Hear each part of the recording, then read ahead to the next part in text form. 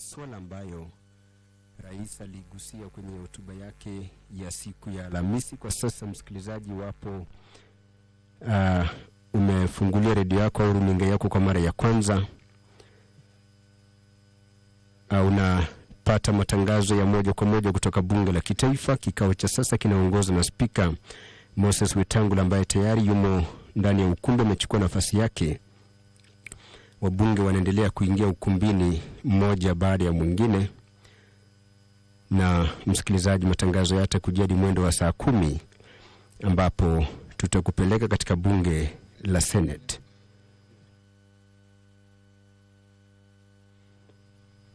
Na jina langu ni Tilio Ismail Marco. Dakika 35 baada ya saa 8 saa zetu za kanda ya Afrika Mashariki, na matangazo haya yanakujia kwa ushirikiano kati ya kitengo cha matangazo ya bunge PBU na shirika la utangazaji hapa nchini KBC. Namwona ndani ya ukumbi kiongozi wa wengi Kimani Ichung'wah ambaye pia ni mbunge wa Kikuyu, miongoni mwa wabunge wengine. Spika Moses Wetangula ametulia ndani ya ukumbi, wabunge wakiendelea kuingia ukumbini ili bunge la kitaifa liweze kutekeleza majukumu yake katika muda usiokuwa mrefu. Majukumu ya bunge, jinsi nilivyokujuza, ni pamoja na utunzi wa sheria, utathmini wa utendakazi wa serikali, na pia uwakilishi wa maeneo bunge mbalimbali. Na msikilizaji, wakati wa kikao cha asubuhi, wabunge waliendelea kwa siku ya 3 kujadili hotuba ya Rais William Ruto aliyotoa kwenye kikao cha pamoja cha mabunge yote mawili mnamo siku ya Alhamisi wiki iliyopita, ambapo rais aligusia masuala kadhaa yanayoshuhudiwa hapa nchini, akisema kwamba vilevile uchumi umeimarika kwa kiasi kikubwa, na pia kugusia swala la ufisadi ambalo aliahidi kukabiliana nalo ipasavyo, akielezea jinsi utoaji huduma katika sekta za umma ulivyoboreka kutokana na utumiaji wa dijitali katika ununuzi wa bidhaa na pia ununuzi wa huduma. Na msikilizaji, idadi imetimizwa.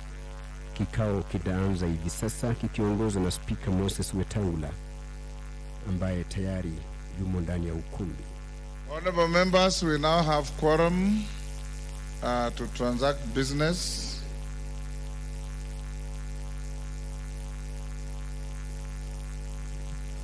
Order number 1, administration of oath.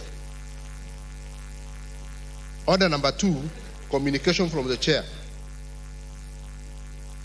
Order number 3, messages. Members on their feet, take your seats. Take your seats. Majority Leader, I want to direct the House as follows. Order. You will move your procedural motion shortly hereafter. Then at order number 9, we will debate, and I'll call upon the mover to reply at 4. This is the third day of debate, the third session of debate. So be ready to reply at 4. Then we'll go to the very short motion, I don't think it's contested, at order number 10 on appointment of Senator Wamatinga as a PSC member, commissioner. Thereafter, we'll deal with KRA bill at 11, quickly move to 12, and Committee of the whole House on coffee. And that's the reason for the procedural motion. Once we go into committee, you'll drool on it until you finish, even if it's midnight. and those members, particularly from the coffee growing areas, who go and wail at funerals about unfairness in the coffee sector. And when the bill that is so critical to your constituents, I sit in my chamber and I see 9, 10 members from one region and members from other regions that grow coffee. When I meet them in public, the cherry fund has only gone to one place. And when you have an opportunity to make sure the cherry fund doesn't go to one place, you don't speak. You must style up my members and take business seriously. A member like Honorable Bukose, where I represent, is the new frontier for coffee growing, and others. So please, members who have, we are not saying that only those who come from coffee growing areas should be interested in coffee, because it's a national bill. But those with the overwhelming interest are those who represent Kenyans who grow coffee, who used to grow coffee, and who intend to grow coffee. Next order, sorry, you've called out messages. Take your seat, Daud. You are in the wrong place. I never see you where you are.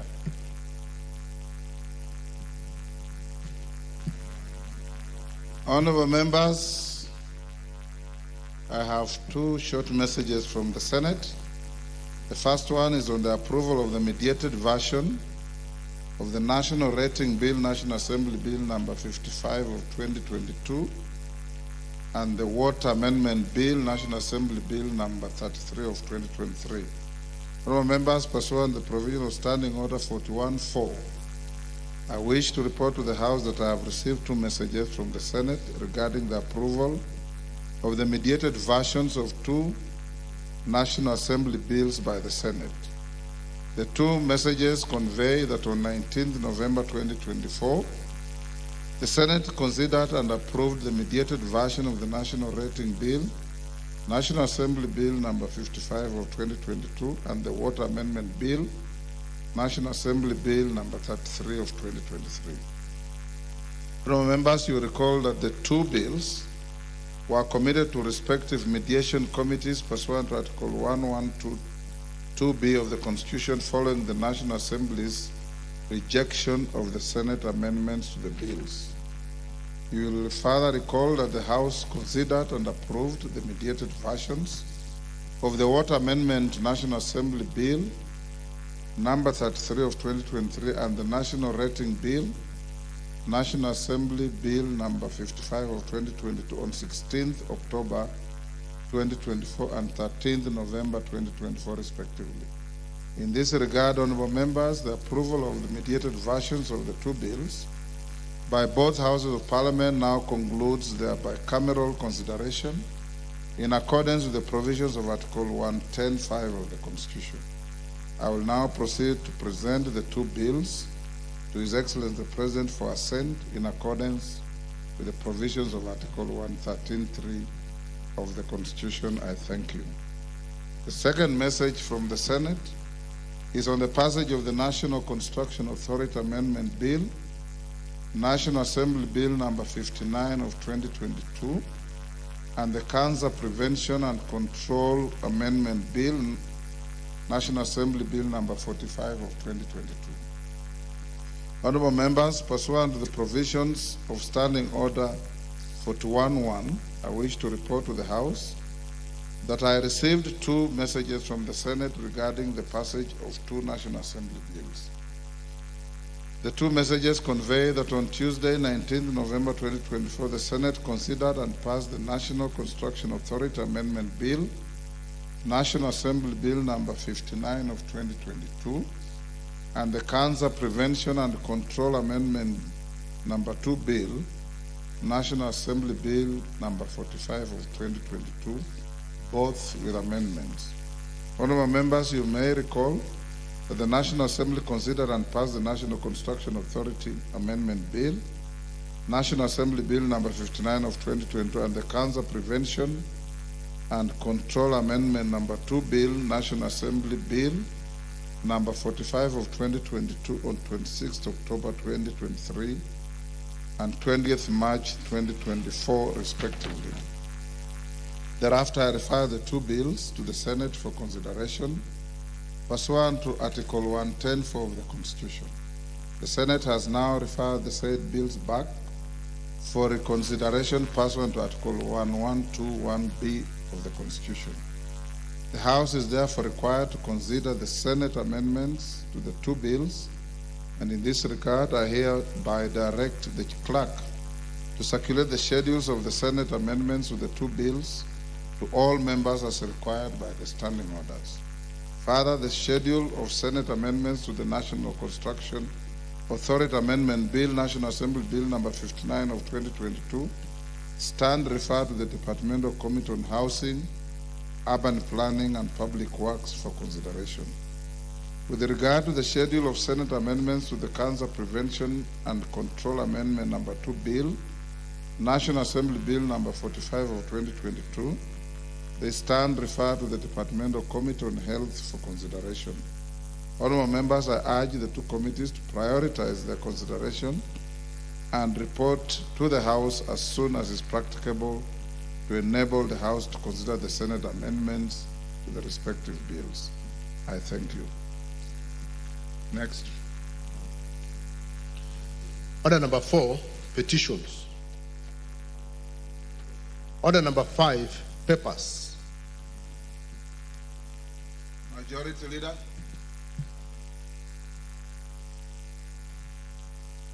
I see with the written Majority Whip. The Deputy Majority Whip. I thought this is No, normally... Honorable Speaker, what was there was laid in the morning. We have nothing to lay. You have nothing. What about all this?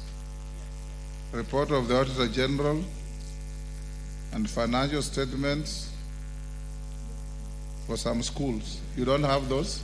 Honorable Speaker, yes, the clerk's office had duplicated what was laid in the morning, but there is one for the afternoon sitting. Clerk, and the heading on this, on this paper is always the Majority Leader. Whether it's the whip or the deputy whip or the deputy majority leader, they all act under the umbrella of the Majority Leader. Go ahead. Thank you, Honorable Speaker. I beg to lay the following papers on the table of the House today, Tuesday, November 26, 2024, afternoon sitting. Number 1, reports of the Auditor General and financial statement for the years ended 30th June 2021, 30th June 2022, and 30th June 2023, and the certificates therein in respect of number 1, A, Saka Girls Secondary School, B, Kulamawe Secondary School, C, Kina Secondary School, D, Garbatura Girls Day School Secondary School, E, Garbatula Boys High School, F, Kitui High School, and G, Iku Boys High School. Number 2, the exit report of the National Hospital Insurance Fund Board. Thank you, Honorable Speaker, and I beg to lay. Thank you, Chairperson, Departmental Committee on Social Protection. Alice. Thank you. Honorable Speaker, I beg to lay the following papers on the table of the House today, Tuesday, 26 November 2024. Report on the Departmental Committee on Social Protection on the vetting of nominees for appointment as chairperson as a member of the National Gender and Equality Commission. Thank you. Thank you, Chairperson, Departmental Committee on Health. Honorable Dr. Bukose. Thank you, Honorable Speaker. Honorable Speaker, I beg to lay the following paper on the table of the House today, Tuesday, 26 November 2024. Report of the Departmental Committee on Health on the harmonization of the proposed amendments to the Assisted Reproductive Technology Bill, National Assembly Bill number 61 of 2022. Thank you, Honorable Speaker.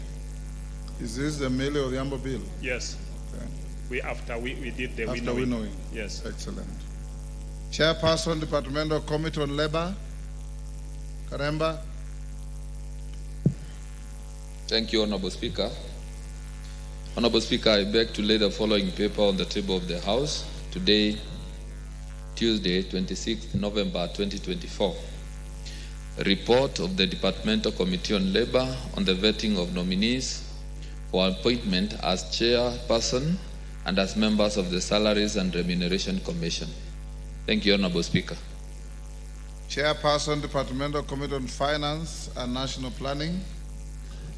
Thank you, Honorable Speaker. Honorable Speaker, I beg to lay the following papers on the table of the House today, Tuesday, the 26th of November 2024. Reports of the Departmental Committee on Finance and National Planning on its consideration of the following three bills. One, the Public Finance Management Amendment Bill, Bill number 3, National Assembly Bill number 44 of 2024. The Public Finance Management Amendment Bill number 4 of 2024. And the Public Procurement and Asset Disposal Amendment Bill, National Assembly number 48 of 2024. I thank you, Honorable Speaker. Thank you, Chairperson, Departmental Committee on Administration and Internal Security. Tongoyo. Thank you, Honorable Speaker. Honorable Speaker, I beg to lay the following paper on the table of the House today, Tuesday, 26th November 2024. Report of the Departmental Committee on Administration and Internal Security on the vetting of nominees for appointment as the chairperson and as members of the board of the Independent Policing Oversight Authority, IPOA. Thank you, Honorable Speaker. Thank you, Chairperson, Departmental Committee on Justice and Legal Affairs.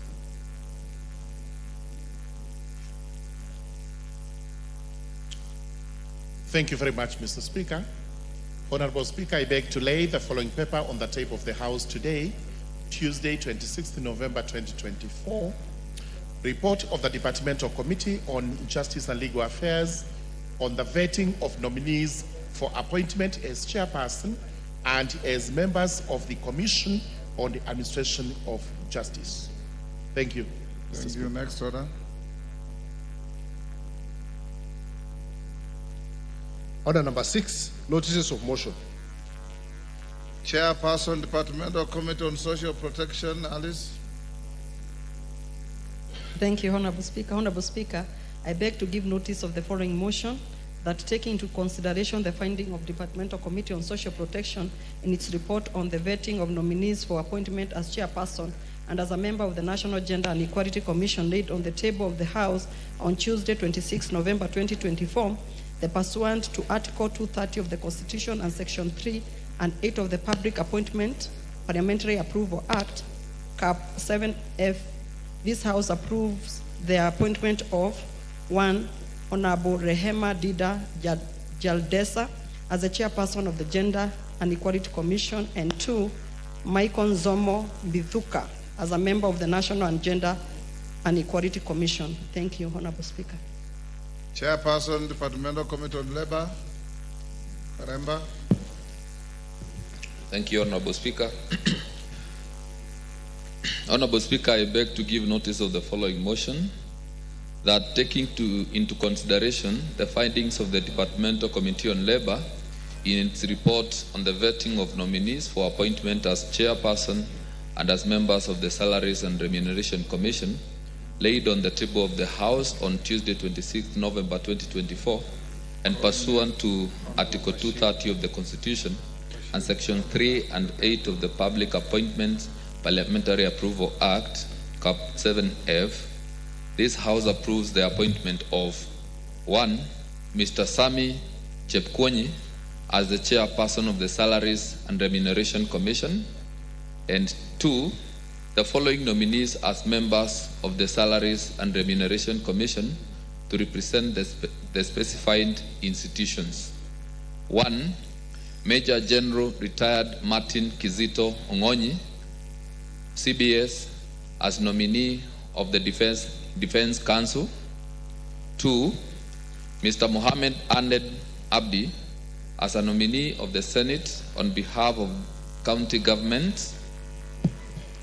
Number 3, Ms. Jane Gataka Njage as a nominee of the Teacher Service Commission. 4, Dr. Gida Odera as a nominee of the Federation of Kenya Employers, FKE. Number 5, Dr. Geoffrey Apollo Omondi as a nominee of the Central Organization of Trade Union, COTU. And number 6, Mr. Leonid Ashindu as a nominee of the Association of Professional Societies in East Africa, APSEA. Thank you, Honorable Speaker. Thank you, Karemba. Chairperson, Departmental Committee on Administration and Internal Security. Tongoyo. Honorable Speaker, I beg to give notice of the following motion, that taking into consideration the finding of the Departmental Committee on Administration and Internal Security in its report on the vetting of nominee of appointment as chairperson and as members of the Board of Independent Policing Oversight Authority, laid on the table of the House on Tuesday, 26 November 2024, and pursuant to Article 252B of the Constitution as read together with Section 11(5) of the Independent Policing Oversight Authority Act Cap 86 and Section 3 and 8 of the Public Appointment Parliamentary Approval Act Cap 7F, this House approved the appointment of 1. Mr. Hamed Isaac Hassan, CBS, as the chairperson of the Board of Independent Policing Oversight Authority. The following nominees as members of the Board of Independent Policing Oversight Authority: Ms. Anne Wanjigo Mwangi, Dr. Mika Onyego Nyakego, PhD, OGW, Mr. Boniface Kipkemoi Samati, Dr. Annette Mudola Mboga, Honorable John Mushiri Nyaga, HSC, Mr. Ken Williams Nyakomita, OGW, and Ms. Jacqueline Lukalo Mwenezi. Thank you, Honorable Speaker. Chairperson, Departmental Committee on Justice and Legal Affairs. Thank you, Mr. Speaker. Honorable Speaker, I beg to give notice of the following motion, that taking into consideration the findings of the Departmental Committee on Justice and Legal Affairs in its report on the vetting of nominees for appointment as chairperson and members of the Commission on Administrative Justice, laid on the table of the House today, 26th November 2024, and pursuant to Article 252B of the Constitution, as read together with the Sections 10 and 11 of the Commission on Administrative Justice Act, Cap 7J, and the Sections 3 and 8 of the Public Appointments Parliamentary Approval Act, Cap 7F. This House approves the appointment of the following to the Commission on the Administrative Justice. Number 1, Mr. Charles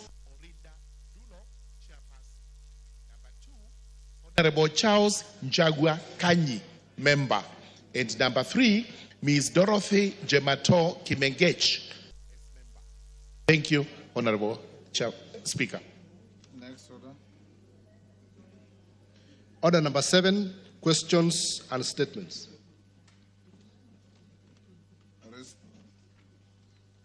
A response to statement of Honorable Rael Kasiwai. Tongoyo, are you ready? Administration and Internal Security is a statement requested by a member for West Pokot. Is she requesting? Oh, sorry, she's requesting. She's requesting, Honorable Speaker. The next, the Kasiwai.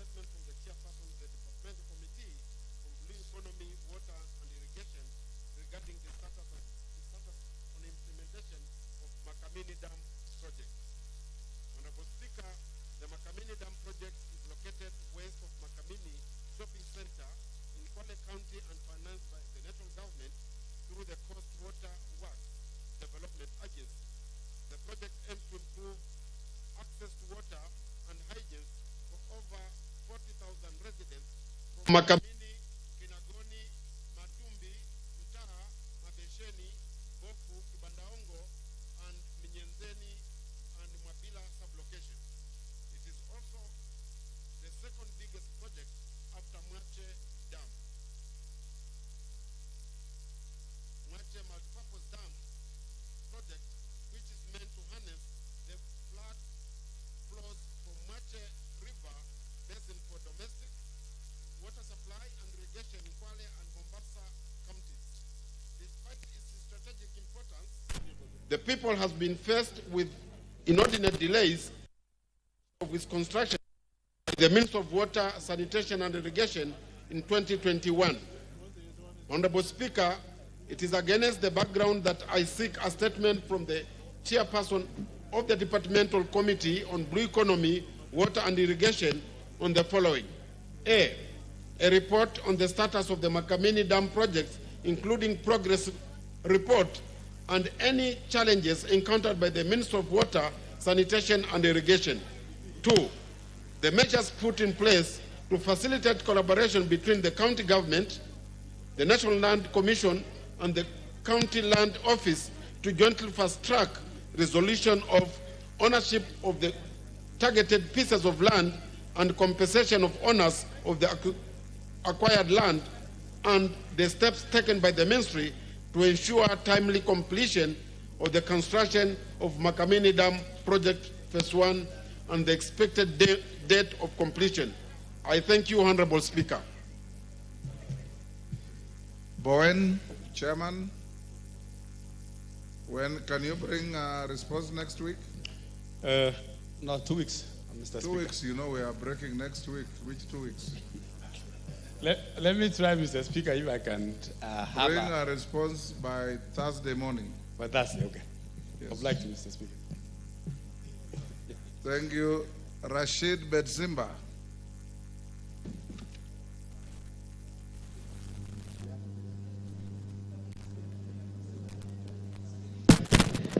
Honorable Speaker, pursuant to Standing Order 44.2c, I rise to request for a statement from the Chairperson of the Departmental Committee on Education on the criteria for recognition and equation of certificates and diplomas obtained from schools offering international curricula in the country. Honorable Speaker, there exist 2 curricula in the Kenya education system: the international curriculum and the CBC, which replaced the former 844 curriculum. International curricula are recognized by the world-based universities and employers, giving students a wide range of options in their education and career. However, students who complete their studies under the international curricula often face challenges seeking admission to local universities or employment in the public sector due to restrictive guidelines set by the Kenya National Examination Council. Honorable Speaker, one of the core functions of the Kenya National Examination Council is to carry out equation of certificates and diplomas issued by the credible examining boards. However, the guidelines published by Council on 31st May 2024 stipulate that by NEC are not equitable. Council on 31st May 2024 stipulate that institutional-based certificate or courses, whether local or international, similar to those offered by NEC, are not equitable. Currently, over 11,000 students are enrolled in various institutions offering international curricula in the country. This policy effectively bars these students from admission to local university and from employment within the public sector solely due to the lack of an equivalent certification. Honorable Speaker, it is against this background that I seek a statement from the Chairperson of the Departmental Committee on Education on the following. 1, the reason for the inordinate delay by NEC in formulating guidelines on equation of certificates or diplomas obtained from schools offering international curricula within the country. 2, measures undertaken by the Ministry of Education to facilitate the equation of certificates and diplomas obtained from international schools in the country, thereby allowing these students access to local university admission and public sector employment opportunities.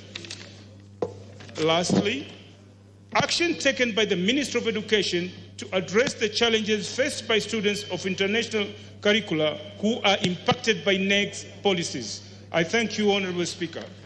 Chair Education. Malulu Njende, are you the Vice Chair of Education?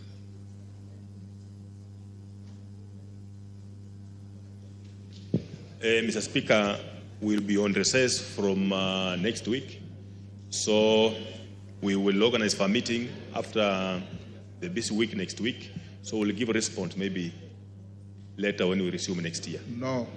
You bring a response on Thursday afternoon next week. Well guided, Speaker. Thank you. Next order.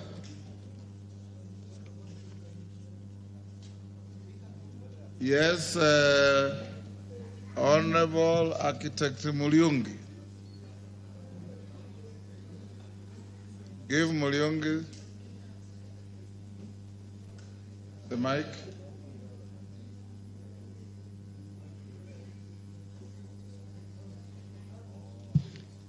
Mr. Speaker, thank you. Mr. Speaker, the chair for Interior responded to my statement in April. Responded. Yes. And I was not satisfied. And I raised it in the floor of the House here. And you directed that he comes back with a substantive, responsive answer in 2 weeks. Mr. Speaker, I discussed with him. And you have sat on your rights from April to November. I've been discussing with him. I'm coming to that. Yes. I discussed with him, and he asked me to resubmit the statement again, asking for clarifications. Mr. Speaker, I went to the table office, and they told me that cannot work. There is no provision under the standing orders. Yes, they told me it can't work. For resubmitting a statement. Yes. So they asked me to raise it as a point of order in the floor of the House so that you can redirect again. Thank you, Mr. Speaker. Tongoyo. Mike, please. The Honourable Member did admit that we have been in talk. What Honourable Speaker, I kind of suggested, and we agreed with him, is that he able to submit it as a question addressed to the Minister, so that maybe he comes to the House and able to have an opportunity to interrogate the CS. And we agreed actually with him so. Mulyungi, if you agreed, why are you raising it? There is a mic where you are sitting. Mr. Speaker, it was a very urgent matter. And considering that questions take a long time to be answered, I thought seeking further clarifications from the Minister would be faster from the chair. Okay. If you can so direct, Mr. Speaker. What you do, engage with the chairman privately. If you feel dissatisfied, I'll give you an opportunity on Thursday this week to raise the issue on a point of order. Next order. Order number 8, procedural motion, resolution to sit until conclusion of specified business. Majority Leader. Thank you, Honorable Speaker. I beg to move that pursuant to Standing Order 33A, this House orders that should the time appointed for adjournment of the House be reached before conclusion of business listed as order number 13, that's the Committee of the Whole House, in today's order paper, the sitting shall stand extended until conclusion of the said business. Honorable Speaker, I'm moving this on behalf of the House Business Committee, which did resolve yesterday that the coffee bill that is listed as order number 13, yes, order number 13, Committee of the Whole House. Honorable Speaker, this coffee bill, as you mentioned, was on the floor almost the whole of last week, from Tuesday all the way to Thursday, and we were only able to go up to only clause number 11. And the chair of the committee was here last week to transact business, but we could not get the numbers to transact. Honorable Speaker, I want to agree with you those members who are from the coffee growing areas, and Honorable Speaker, you will give me the latitude tomorrow afternoon or tomorrow morning to name any member. You know, last week, but one Honorable Speaker, when I mentioned members who are not seated in the House, I saw a lot of good, positive change, with members now being there when it is time to ask their questions, chairs of committees being there when there are questions and statements that relate to their committees. It is good that the chair of the Agriculture Committee, the Honorable Mutunga, has been seated in this House throughout this debate. He's always here. He's always here. But if you look for the vice chair of that committee, he is never here. If you count the number of members from the Agriculture Committee, there are a handful who are here. And Honorable Speaker, I'm saying this to serve notice to members of the Agriculture Committee. And I know the whips are here. They know what to do. Honorable Millie Odhiambo knows what to do as a whip of the minority. Honorable Soro knows what to do with members of the Agriculture Committee who are not there to transact business that relates to their own committee. Members of Parliament who come from coffee growing areas. Honorable Speaker, as you said, it is not enough to shout in funerals how much you are pushing for coffee farmers, yet when you should be pushing legislation that will benefit those coffee farmers, you are never there on the floor. But after this, you will hear members over the weekend saying, oh, we have legislated, we have passed a bill. You passed it and you are not there. You did not contribute even a word in the enactment of that legislation, Honorable Speaker. Allow me, Honorable Speaker, tomorrow, I am listing all constituencies that grow coffee, and even those with potential to grow coffee. The member for Ainabko told us yesterday that he was the first farmer to introduce coffee in Uasin Gishu. Therefore, when we talk about coffee growing areas, we want to see members from Uasin Gishu in those areas where they are growing coffee. The Honorable Sunkuli has been here because in Kilgoris, he knows they are now growing coffee. So it is not just members from Central Kenya or the Mount Kenya region where they have been traditionally been growing coffee. I have seen coffee, as you said, Honorable Speaker, in Endebes, in Trans Nzoia County. I'm glad that the Honorable Magufuli, Honorable Speaker,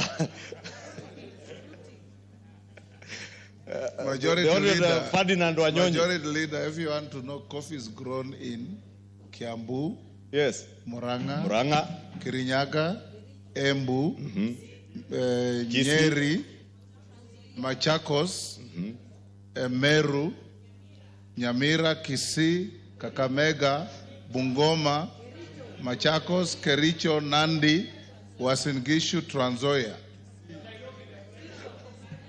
Thank you, Honorable Speaker. Yes. Now you have done what I intended to do tomorrow. Yes.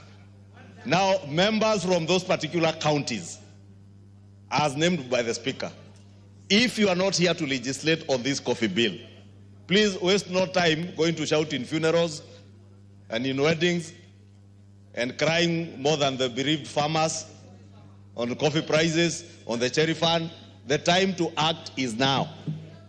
And Honorable Speaker, this business will go on until conclusion of that business, because the House Business Committee did direct yesterday that we cannot continue with this bill being on the order paper every other week. It has to come to an end today. And therefore, Honorable Speaker, allow me to move and request all those members, those from Kiambu County where I come from, all of them, including the member for Kikuyu, who has not a single coffee bush. But my neighbor, Honorable KJ, had about 100 coffee bushes around Mohori area. But nowadays, I see he has planted houses more than coffee. But it will be important that all of us are there, Honorable Speaker, so that we conclude this debate this evening. And I would like to ask the chair of the committee to continue the good work he was doing, and therefore beg to move is a procedural motion. nothing much to say, and request the Deputy Whip of the minority, the Honorable Mwenje, the member for Embakasi West, where there's not a single coffee bush, but he was here last week. Honorable Speaker, it was so embarrassing on Thursday when we closed business. Besides the chair of the Agriculture Committee, and I think Honorable Pukose, is only the leadership that were here, about 8 people. On Thursday, the member for Githunguri was also not here. And she's among the people who are very good in shouting at funerals about coffee. She was not here on Thursday. So make sure the member for Githunguri, this afternoon you are here, this evening up to midnight.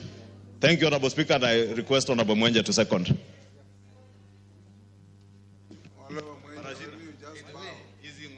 It cannot go unanswered. I thought it wasn't done. Thank you, Honorable Speaker.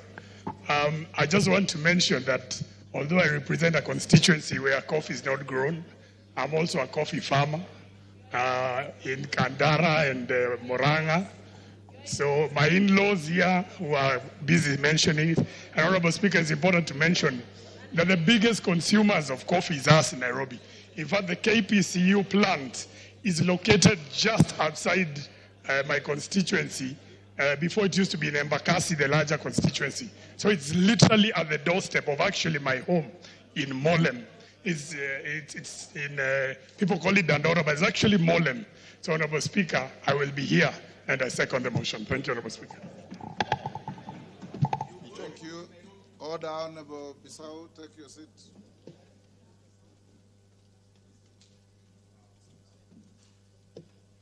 Honorable members, I now propose the question, which is that pursuant to Standing Order 33A, this House orders that should the time appointed for adjournment of the House be reached before conclusion of business listed as Order number 13, Committee of the Whole House, in today's order paper, the sitting shall stand extended until conclusion of the said business. I'll now put the question, which is that pursuant to Standing Order 33A, this House orders that should the time appointed for adjournment of the House be reached before conclusion of business listed as Order number 13, Committee of the Whole House, in today's order paper, the sitting shall stand extended until conclusion of the said business. As members of that opinion say aye. Will those of the contrary opinion say nay?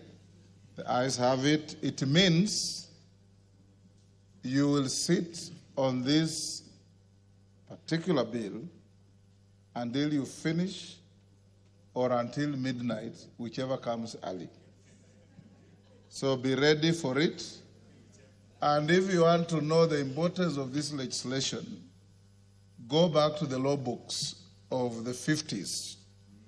When Mbiu Koinange was prosecuted by colonialists for attempting to grow coffee because it was an exclusive crop for colonial oppressors and settlers. So you are opening up for your people to grow coffee. And if you also want to know, a country called Vietnam imported Ruiri 11 coffee from Kenya 20 years ago after being devastated by a harrowing war. Today, Vietnam is the second largest grower of Ruiri coffee and any coffee in the world after Brazil, and are making billions of dollars. They got that from Kenya. So unlock the potential for our country. Next order. Yes, Donya. What is it on the same issue? Yes. Mr. Speaker, we are talking about coffee. I did a statement on tea bonuses, that is 2 months ago. I somehow pumped into the answers that the ministry had given to the Departmental Committee on Agriculture to give us an answer. If we are promoting coffee, we are promoting tea, Mr. Speaker. We have to be authentic on what we are giving so that we see as members we are promoting the cash crops. But we are talking of coffee. The answers they have given on tea bonuses are fake, are opaque, Mr. Order, Speaker. Honorable Donya. Order, Honorable Donya. The reason that we are not talking about coffee is not to the exclusion of any other crop. You just passed here a bill on sugar. We passed a bill last parliament on tea. And I saw your statement request. So if it is not adequately catered for, I'll direct Dr. Mutunga to respond to you tomorrow afternoon. Next order. Order number 9, motion. Debate on the President's address, day 4. Honorable members, before I call the next, allow me to acknowledge the following in the Speaker's gallery. 5 residents of Loyangalani sub-county in Laisamis constituency in the Speaker's gallery. John Pope, Mr. Dea Lentipan, Mr. Chechekuna Bonke, Mr. Marcelino Amatalem, Miss Evana Esekon, HSC, Head of State Commendation. You are welcome to the House of Parliament. On behalf of all of you and myself, on behalf of Honorable Lekuton, on behalf of Honorable Raso, who had requested me to welcome you, I welcome you, and I'll not give them a chance because we don't have the time. So Raso and Lekuton have spoken for you, and your constituents have heard me. Now, honorable members, like I said, the mover will be called upon to reply at 4. Can I see how many members have not spoken and wish to speak? Because the screen has very few members. We have few. Okay, we'll start with, was there anybody on the floor? Honorable Gashagwa, you had a balance of 3 minutes. Proceed.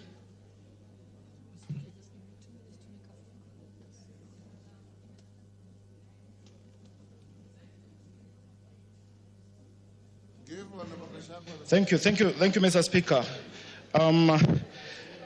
Before we broke for lunch, Mr. Speaker, I was contributing to this motion and to the address of the nation by the President, and I was almost concluding. Mr. Speaker, I am... Hello, Mr. Speaker, I wish to put across that the President did a great speech by addressing virtually all concerns by Kenyans. And Mr. Speaker, I would like to address the issue of this Adani issue, Mr. Speaker. Mr. Speaker, as much as Adani issue was addressed and they were stopped doing business in Kenya, this should not condemn the issue of PPPs. Mr. Speaker, the issue of PPPs is the one that will unlock the deteriorating aspect of infrastructure in this country. Mr. Speaker, I believe that once we encourage the PPP engagement, that's when that our infrastructure will be improved. I have a dam in my area called Pesi. I believe, Mr. Speaker, with its amount, the required budget for that dam is almost 30 billion, 20 to 30 billion. Without PPP arrangement, it will be a tall order for the government to execute it. So as much as one entity was regarded unfit to work in this country, let us encourage this issue of PPPs. Mr. Speaker, I outlaid the indicators that this country is on the right path because of the good address to inflation and the dollar. But I wish, Mr. Speaker, that the way the government is saying that we have improved economically, I wish this aspect will add to the improvement of putting money in the pockets of Kenyans. Thank you, Mr. Speaker.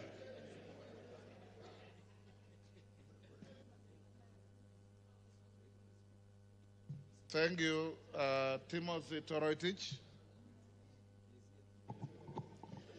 Thank you, Honorable Speaker, for giving an opportunity to contribute on the President's State of the Nation address. Honorable Speaker, I have read the letter, the spirit and the intent of the address. Honorable Speaker, I wish to acknowledge that from the beginning, and in particular paragraph 6 of this address, the President said the following, that to my understanding, the concerns and issues voiced by Kenyans, voiced by millions of Kenyans about the state of our nation deserve meaningful engagement through understanding and thoughtful response. Honorable Speaker, from the beginning and from the preamble of the speech, it was very clear that the President has noted that there are challenges that Kenyans face in this country. Honorable Speaker,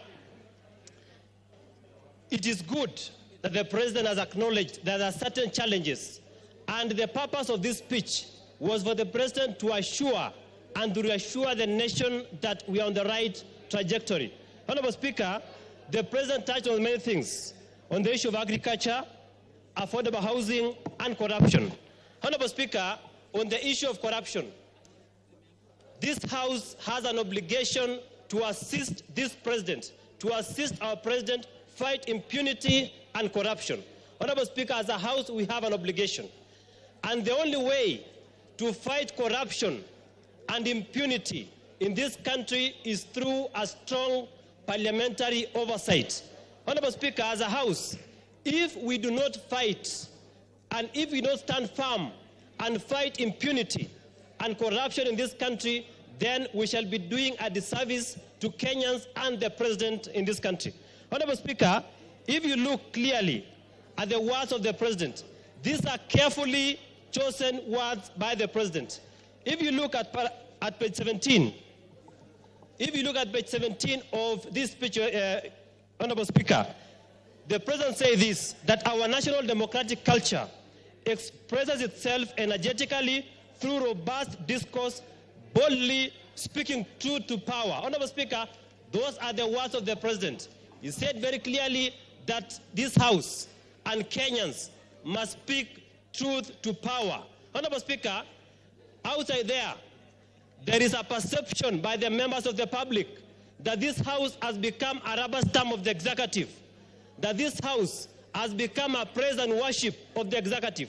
Honorable Speaker, that is the perception of Kenyans out there. And to redeem the image of this House, Honorable Speaker, we must not be a praise and worship as envisaged by the members of the public. Honorable Speaker, when it comes to the question of loyalty and the question of speaking the truth, Honorable Speaker, we should speak the truth at any moment, at any point as a House. Honorable Speaker, on the issue of Adani,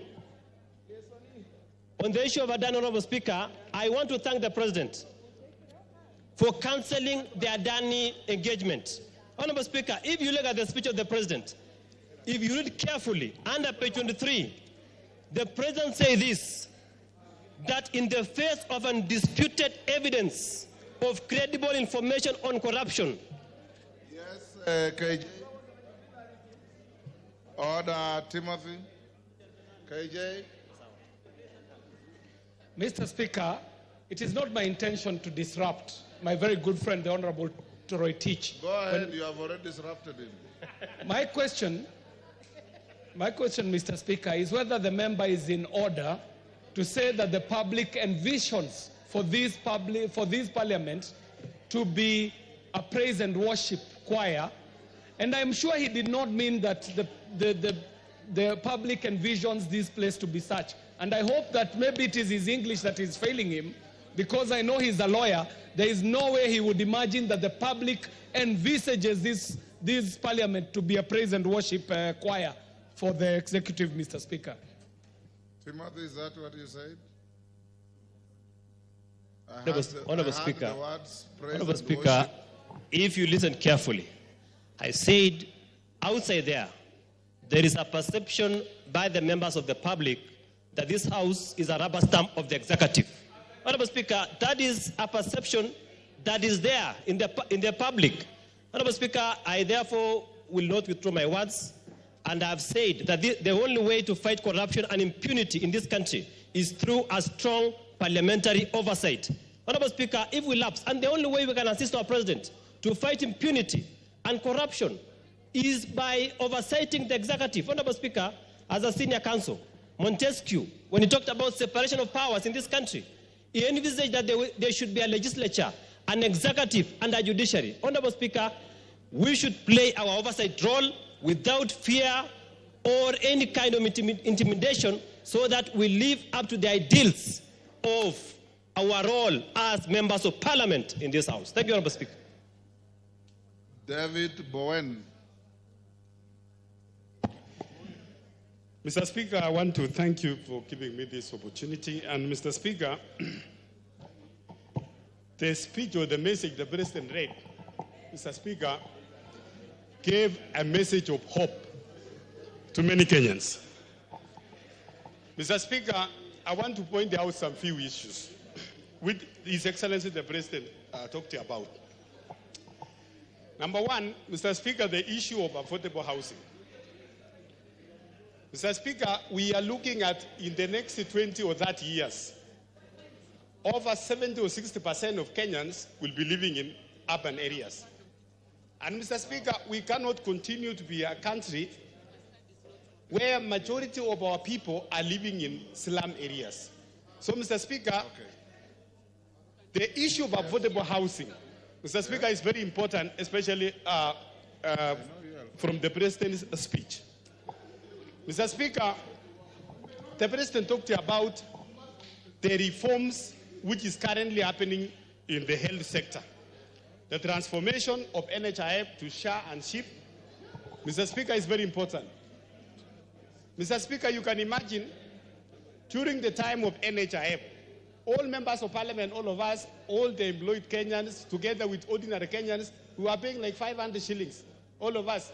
If you are earning 1 million shillings, those of us who are earning 20,000, those of us who are earning 2,000, we are contributing almost the same, 500 shillings. But now, Mr. Speaker, with the new health system, through the SHA, Mr. Speaker, you will find that us who are earning more, we are able to carry other Kenyans who are earning low, so that they benefit also with the Taifa Care. Mr. Speaker, we have a problem also with our education funding model, which has been there for the last almost 40 or 50 years. The reform which the President actually announced, Mr. Speaker, with the new model, will see that members of parliament who are here, they cannot be paying the same, their children cannot pay the same as those ordinary Kenyans. We are coming up with a model where the children from those families who are able, they are able to pay a bit more than those ones who are from the poor. Mr. Speaker, the message from the President, which I want to insist on the issue of corruption. Mr. Speaker, we need to deal with it. And we need to deal with it very firmly and seriously, Mr. Speaker. Mr. Speaker, the issue of Adani, which the President cancelled during his speech here, it was very embarrassing that there was no a serious background check. And now we know that our airport requires expansion. We need also to increase our electricity connectivity. But Mr. Speaker, as we do so, we need to follow the processes. Let those who are involved to make sure that we don't get again ourselves into the embarrassing positions. So, Mr. Speaker, generally, I want to support the President's speech and say that, Mr. Speaker, as a House, also, we need to play our role and make sure that we check the executive properly. Thank you, Mr. Speaker. Anthony Wainaina.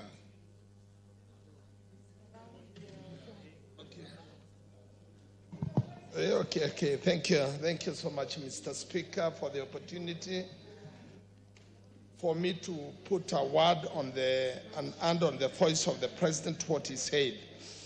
Mr. Speaker, looking at the speech of the President, all the 80 talking points were quite live, valid, and due to this point. Therefore, it may not be possible to hardline all the 80 talking points that the president talked about. However, may I, with your permission, put a few points that I think they are very valid in my constituency and in our country, Kenya. The matter of CBC, this is one area where the government has called much more than our expectation, in that the book ratio is 1-to-1 to the student. Although at the lower classes, the books are starting to wear out and they need maybe urgent replacement. Mr. Speaker, on the matter of broad-based, unlike what we were told yesterday that the broad-based was formed and 4 professionals came. I really want to say that 4 Kenyans came, because Kenya is not short of any professionals.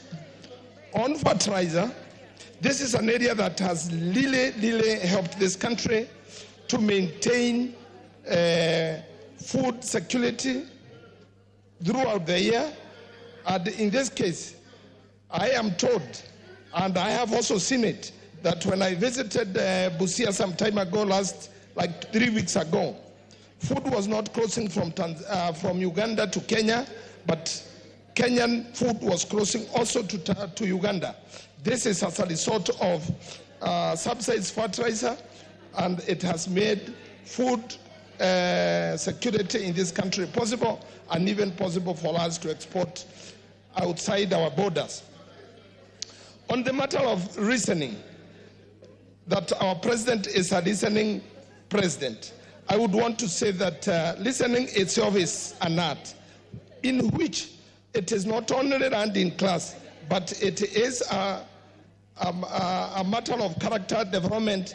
And I would want to say that our president listens until you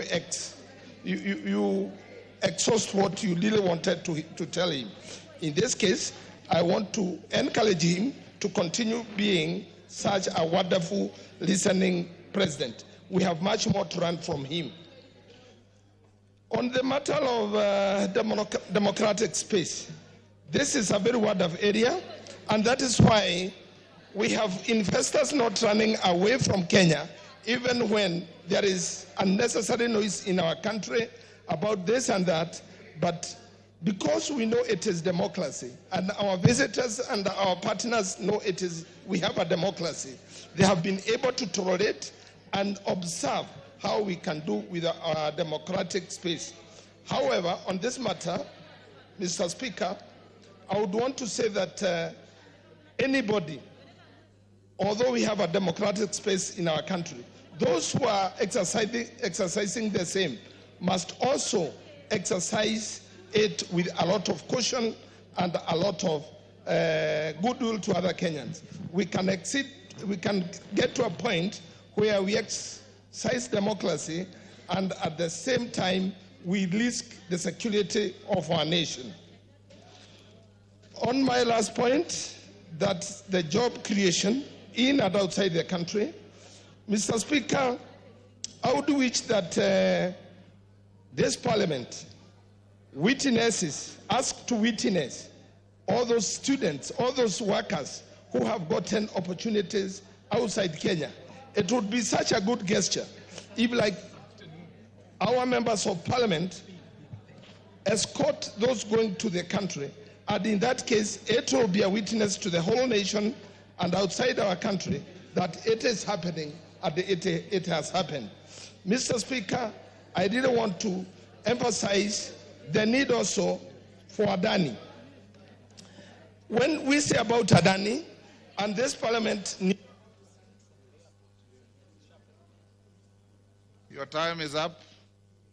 Elizabeth Kailemia.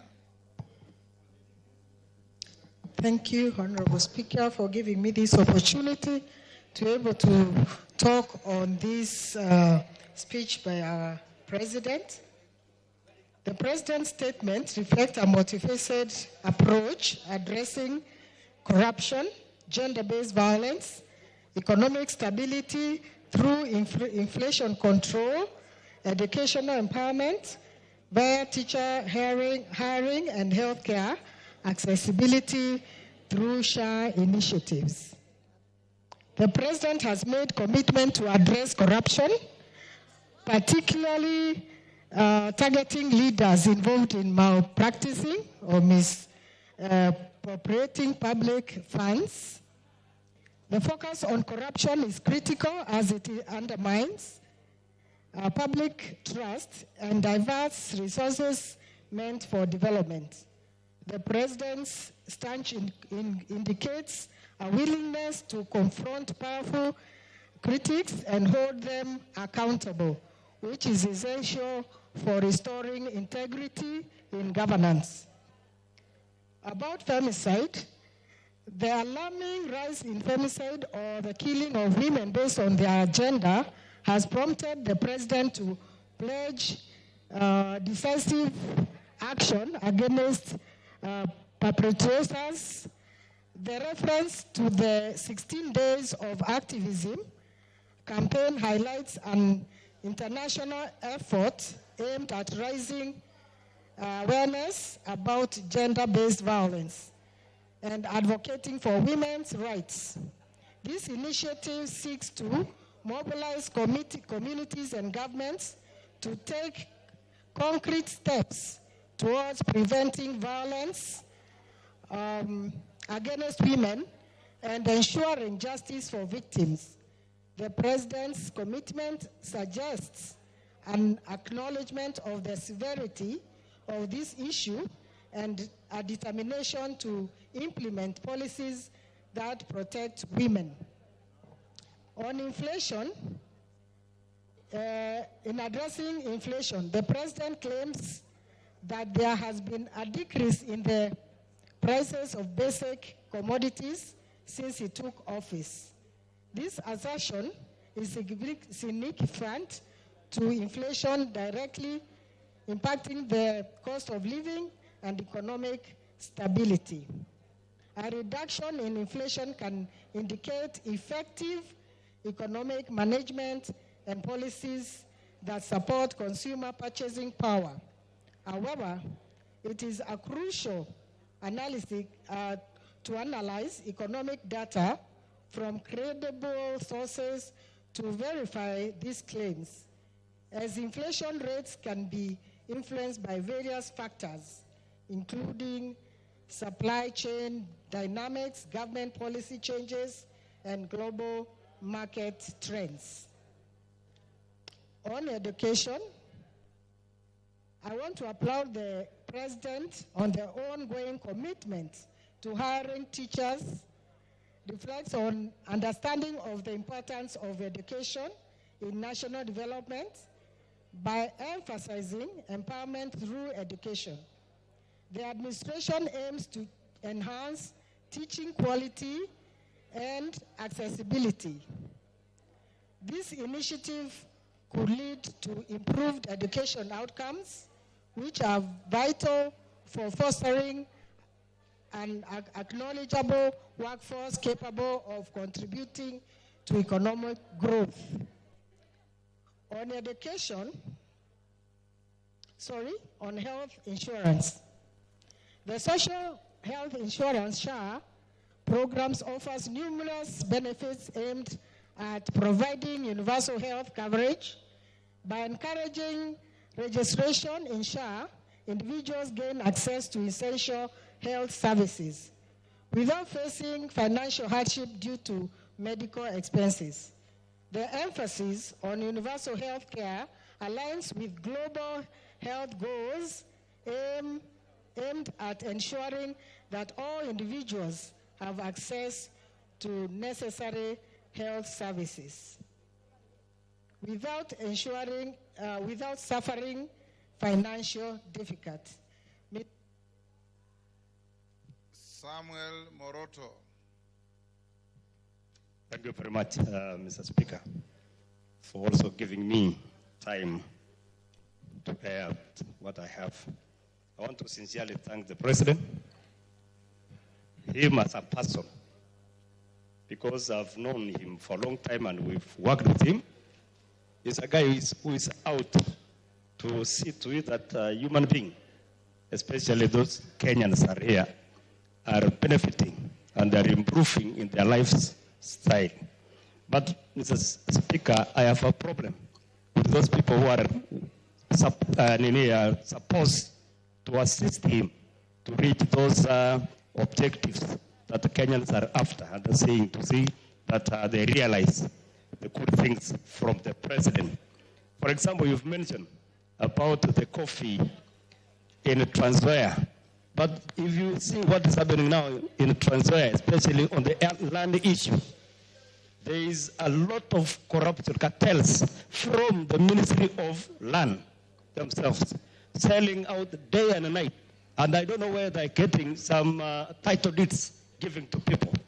Mr. Speaker, and yet there are officials, those people who are earning the taxes given by the Kenyans, and they're not seeing that. I think we need also to ask the President to deal with these people here. There are many other Kenyans who are sincere and wish to work and help Kenyans in Kenya. Like now, the way you are working, Mr. Speaker, and your team in this parliament. There was a time when members of this parliament, honorable members, were fighting, even from here. But from the time you and your team, you see now everything is just running smoothly. People can stay up to midnight without any problem because of leadership, not another thing. So, Mr. Speaker, I just want to wish that all the committees, especially the chairs and the leadership of this House, especially those who are closer to the President, let us be bold enough and tell the President he has to get rid of these people here and get the right people who can work. I don't say that all the CSS, all the PSS are weak.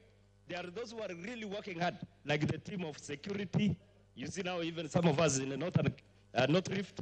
There's peace. People work day and night without problems because of those people who are there. Because they go to the people and people assist them. That here is a problem, that corner has a problem, this other place is good, and things move.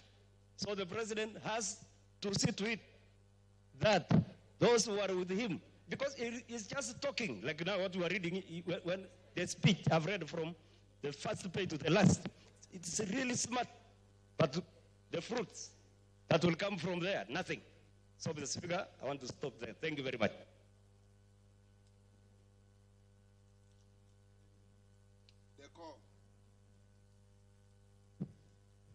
Thank you, Mr. Speaker, and I want to thank you for giving me this opportunity to contribute to the State of the Nation Address speech by the President, which is a constitutional requirement for him to come back to come and address the nation on issues that affect this country.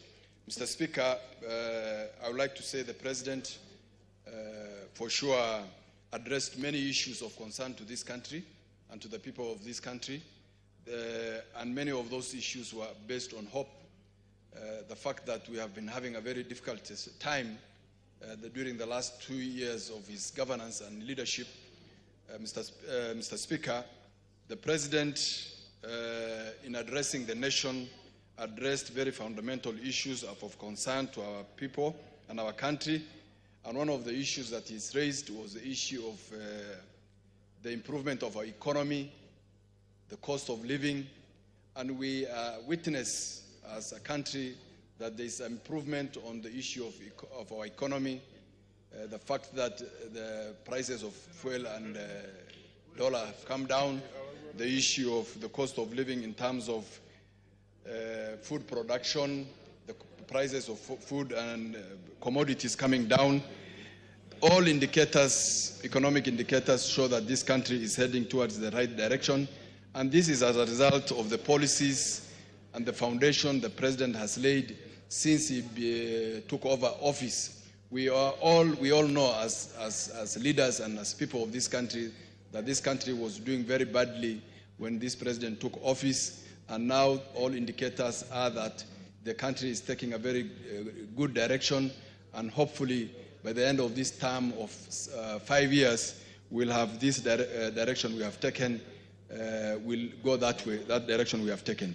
Mr. Speaker, on the issue of affordable housing, SHA and SHIF, we all know for the last 20 years, the previous two presidents have tried taking this issue head on. It was all in manifestos for the last 20 years for every president who was contesting that they will be implementing affordable housing programs. They will be changing to universal health care program. And they were unable to take on that. They were unable to take a strong position and decision on this. I want to thank the President of the Republic of Kenya, Dr. William Ruto, for taking it head on and showing leadership and being a very strong leader in taking a strong position on these two issues. We all know that there was a lot of fight against the implementation of these two programs, affordable housing and universal health coverage. Mr. Speaker, as I speak, for the first time we have about 1,100 housing units in my constituency since independence that have been undertaken by the national government. So it has taken off. SHA and SHIF has also taken off. As we report today, there are more than 70,000 people from Garissa County who are registered as members of SHIF and SHA. Mr. Speaker, 7 million more Kenyans have joined this program and we are getting good testimonies from them that the program is working. Had he gone back on to that decision he had made of implementing this program, then this thing will not have taken off. And I hope that we will not, this country will not let down the president and the people of Kenya, the very poor people who are benefiting from these two programs. Mr. Speaker, there is another issue that President talked about, and that is the issue of corruption in this country. Corruption in this country, Mr. Speaker, is a national threat, a security threat for us. And unless we address it as people of this country, it cannot be handled by the president or the executive or this parliament. It's a national cancer that we are all aware of, and we must all play our part in ensuring that we fight this thing. The other issue is the issue of extrajudicial killing, abduction, which is a very big problem for us, those of us who are from the northern part of this country. Mr. Speaker, this issue of extrajudicial killing and abduction is very rampant in our region, and I hope the security agencies of this country have heard the position the president has taken on this issue, and there shall be no more abductions and killing of our people. Thank you, Mr. Speaker. Ivo Bara. Ivo Bara.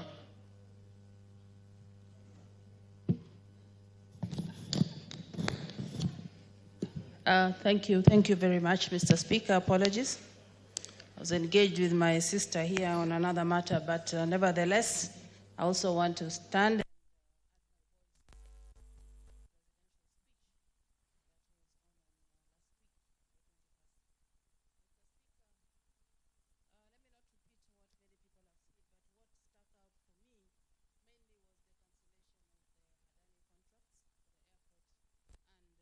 The Ketraco. Mr. Speaker, this is a matter that has been going on for a long time, and the displeasure of the Kenyans about this contract. I am happy that he was able to listen to the ground and go back to the drawing board so that at the end of the day, we carry out projects that are in the interest of the people and that the people also have confidence in. Mr. Speaker, secondly, I was happy that he was able to raise the issue of the 2/3 gender rule. Mr. Speaker, this has been going on from the time we got the new constitution, which is no longer new, and I hope that this time he will be the one to deliver this come the next parliament. Mr. Speaker, I believe that we should be deliberate to come out with strategies that are going to make us realize this if all the parties get together and agree on a formula. And I know that we have discussed several formulas with the women leaders in this house and outside this house. And once we put our heads together again on how we will deliver this come 2027, Mr. Speaker, this will be something that our president will be remembered for. Mr. Speaker, I was happy that he was also able to address the issue of gender-based violence. Mr. Speaker, it has become alarming in this country. What has been going on, particularly women, young girls and women being killed out of relationships with people who are supposed to take care of them. Mr. Speaker, as much as we were saying that the men or the boys should be mentored to know how to manage their emotions and how they can take care under those situations, it is also a lesson to our women, Mr. Speaker, to our girls, Mr. Speaker. Shortcuts in life are not there. That all of us must strive to work hard ourselves and avoid situations where we put ourselves in a position for what we have seen in the last few years. Mr. Speaker, on matters of corruption, Mr. Speaker, this is a tired story. Mr. Speaker, we must be deliberate as Kenyans and as leaders to lead from the front. And as we always say, action speaks louder than words. We can say it 1,000 times, but if there is no resultant or related action against the corruption, it will continue. Our country has been bleeding, Mr. Speaker, from corruption. And mainly it comes from the procurement. And even as he directed that e-procurement must be enforced by first quarter of 2025, Mr. Speaker, I hope that in the performance contracts that were signed last week by the ministries and state corporation, that this is one of the targets that each agency must achieve by the first quarter of 2025. Mr. Speaker, in order not to repeat what has already been said by my colleagues, once again, thank you very much for giving me the opportunity, and we thank the President for coming out boldly on some of the issues that have been affecting Kenyans. And my desire is that at least we should see that they are all realized. Thank you very much. Dr. Mutunga, you had not spoken on this? Why are you on the screen? Nabwin. Ekwom Nabwin. Thank you. For Turkana North. Yes. Thank you, Mr. And, Speaker, proceed.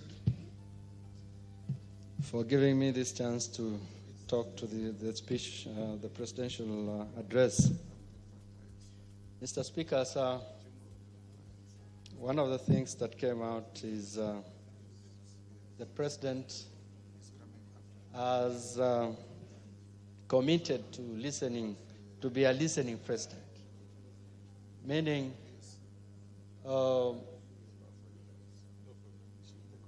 Kenyans, once they speak, whether positive or negatively, they will expect their president to listen to them and respond to their issues. So this is positive from the president, and we really appreciate that. Mr. Speaker, by choosing to unite the country, the president has taken a very positive direction, because there is time when part of this country was feeling that they were left behind and they were not being given a chance in terms of development. So uniting the country in the broad-based government is a positive.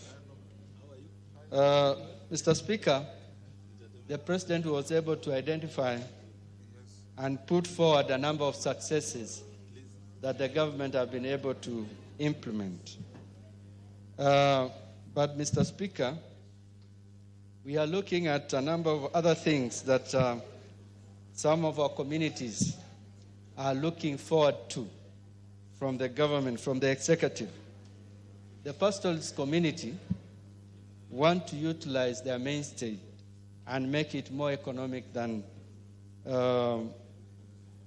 traditional. If we look at, from the president's speech, we will see how coffee sector, dairy sector, sugar sector has been supported. We are looking forward in the next financial year that the livestock sector and especially these areas that are far from Nairobi. The executive should be able to set up similar factories, meat factories, like the KMCs.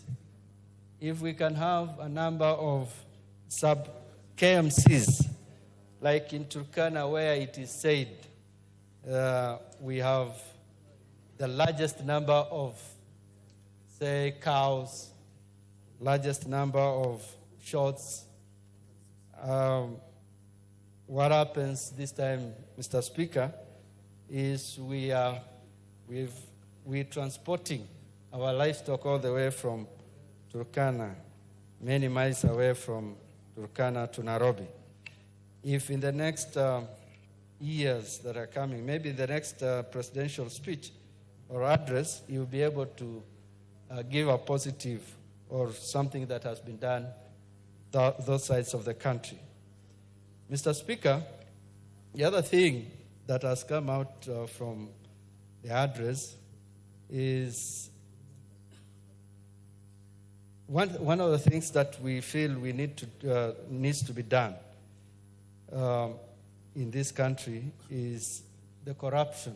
Corruption is still taking a toll on a number of on many sectors of this country.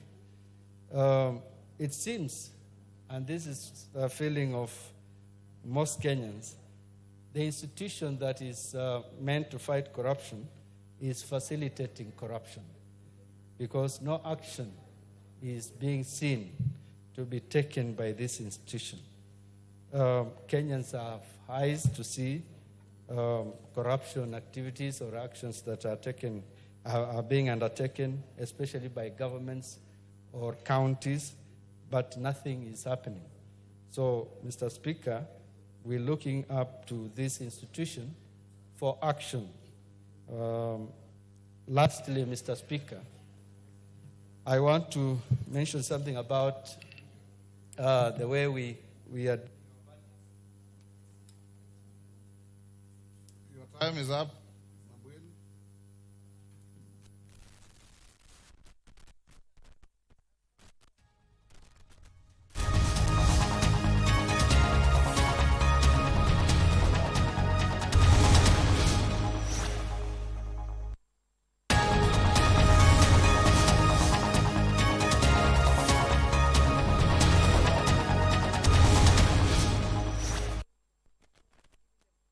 Of what you are going to do. The president, time and again, made reference to this social health insurance fund and how it was going to work, that it was pegged on what you're earning. Today, we are charged 2.75% of your gross income. Personally, I was charged in October.